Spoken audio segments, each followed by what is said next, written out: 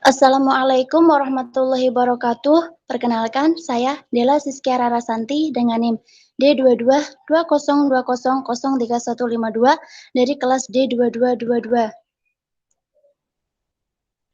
Di sini saya akan menjelaskan macam-macam kelenjar endokrin pada manusia serta letak dan fungsinya. Di sini ada kelenjar hipofisis, yaitu terletak di dasar tulang tenggorok dan di bawah otak yang memiliki ukuran besar sebesar kacang.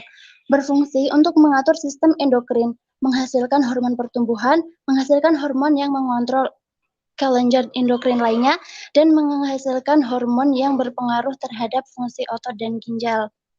Setelah itu, ada kelenjar tiroid yang terletak di leher bagian depan dan sebelah kanan jakun, serta memiliki 2 buah lobus. Kelenjar tiroid menghasilkan 3 hormon.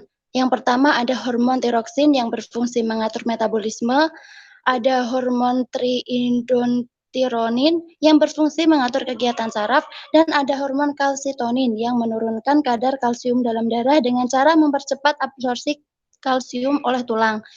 Selanjutnya ada kelenjar paratiroid, yaitu terletak di belakang kelenjar tiroid yang berjumlah 4, berfungsi meningkatkan kalsium darah dengan cara merangsang reabsorpsi kalsium di ginjal, mengatur metabolisme fosfor dan kadar kalsium darah.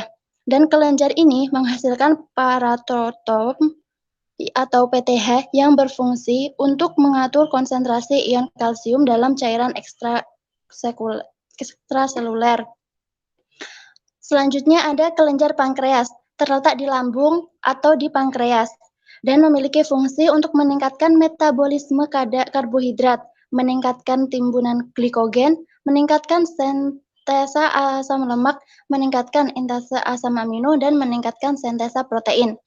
Selanjutnya, ada kelenjar adrenal yang terletak di sisi atas ginjal dan berfungsi memperlambat sekresi air dan mempertahankan glomerulus frekuensi rate.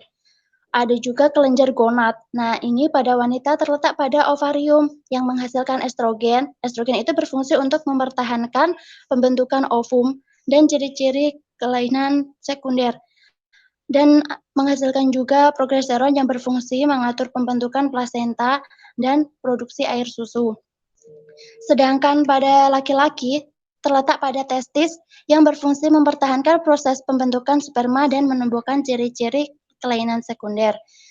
Di sini ada juga kelenjar pineal yang terletak di bawah dan di belakang medularis dan merupakan bagian dari epitalamus. Di sini menghasilkan hormon melatonin yang berfungsi untuk menimbulkan kantuk, meningkatkan rasa ngantuk pada seseorang. Nah, selanjutnya yang terakhir ada kelenjar timus, yaitu terletak di tengah rongga dada di antara paru-paru di atas jantung.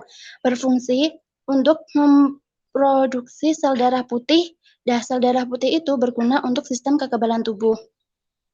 Selanjutnya ada mekanisme.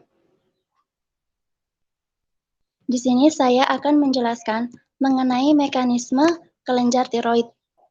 Yang pertama, ada TRH, yaitu thyroid racing hormone, dihasilkan di hipotalamus melalui pembuluh darah ke hipofisis anterior. Nah, yang kedua, TRH itu mengakibatkan sel yang ada di hipofisis anterior mensekresi TSH. TSH itu thyroid stimulating hormone. Setelah itu TSH tersebut menuju kelenjar tiroid, menyebabkan peningkatan sintesis dan sekresi hormon tiroid T3 atau triiodintorin dan D4 yaitu tirosin. Nah, D3 dan D4 tersebut memiliki efek inhibitor. Inhibitor yaitu menghambat pengeluaran TRH dari hipotalamus dan TSH dari hipofisis anterior. Sekian penjelasan dari saya, kurang lebihnya mohon maaf. Wassalamualaikum warahmatullahi wabarakatuh.